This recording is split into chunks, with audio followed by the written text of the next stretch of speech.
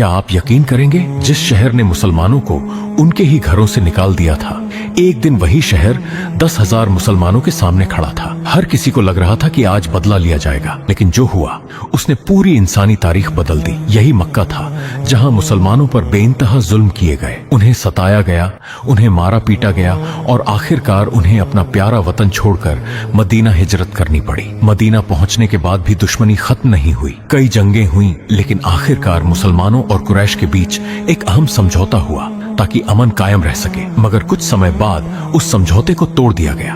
अब हालात पूरी तरह बदल चुके थे। मुसलमानों ने फैसला किया कि मक्का की तरफ कूच किया जाएगा। मकसद सिर्फ शहर पर कब्जा करना नहीं था, बल्कि उस जुल्म का अंत करना था जो वर्षों से जारी था। इस सफर की सबसे खास बात यह थी कि कोशिश यही थी कि बिना वजह खून खराबा न हो। रास्ते में लश्कर लगातार आगे बढ़ता रहा। जब रात हुई तो हजारों अलाव जलाए गए। दूर से ऐसा लगता था जैसे पूरा रेगिस्तान रोशनी से भर गया हो। मक्का वालों ने जब यह मंजर देखा तो उनके दिलों में डर बैठ गया। उन्हें यकीन हो गया कि अब इतना बड़ा लश्कर रोकना नामुमकिन है। इसी दौरान कुरैश के सरदार अब्बू सुफियान मुसलमानों के पड़ाव तक पहुंचे। उन्होंने पूरे लश्कर को अपनी आंखों से देखा और समझ गए कि अब मुकाबले का कोई फायदा नहीं। उन्हें अमन का पैगाम दिया गया। ऐलान हुआ, जो अपने घर में रहेगा वह महफूज रहेगा, जो अब्बू सुफियान के घर में दाखिल होगा वह भी महफूज रहेगा, और जो काबा में पनाह लेगा उसके लिए भी अमन है। ये सुनकर मक्का वाले हैरान रह गए। उन्हें उम्मीद थी कि बदले की शुरुआत होगी, लेकिन यहाँ तो रहमत और अमन की बात हो रही थी।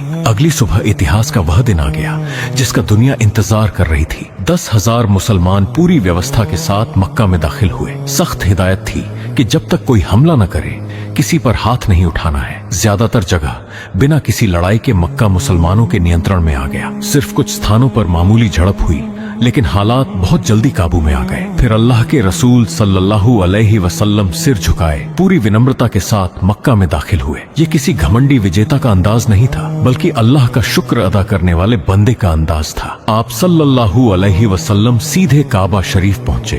काबा के चारों तरफ रखे हुए बुत एक एक करके हटाए जाने लगे। काबा को हर तरह की शिर्क की निशानियों से पाक कर दिया गया और उसे फिर से सिर्फ एक अल्लाह की इबादत के लिए मुकद्दस बनाया गया। अब मक्का के लोग सबके सामने खड़े थे, वही लोग जिन्होंने मुसलमानों पर जुल्म किए थे। हर चेहरा डरा हुआ था, हर किसी को लग रहा था कि अब सजा सुनाई जाएगी। तब अल्लाह के रसूल सल्लल्लाहु अलैहि वसल्लम ने उनसे पूछा, बताओ आज तुम क्या समझते हो कि मैं तुम्हारे साथ क्या करने वाला हूँ? उन्होंने जवाब दिया, आप एक शरीफ भाई हैं और एक शरीफ भाई के बेटे हैं। तब वह ऐतिहासिक फैसला सुनाया गया जिसने पूरी दुनिया को इंसाफ और रहमत का असली मतलब सिखा दिया। आज तुम पर कोई पकड़ नहीं, जाओ तुम सब आजाद हो। लेकिन कहानी अभी बाकी है। मिलते हैं अगले पार्ट में।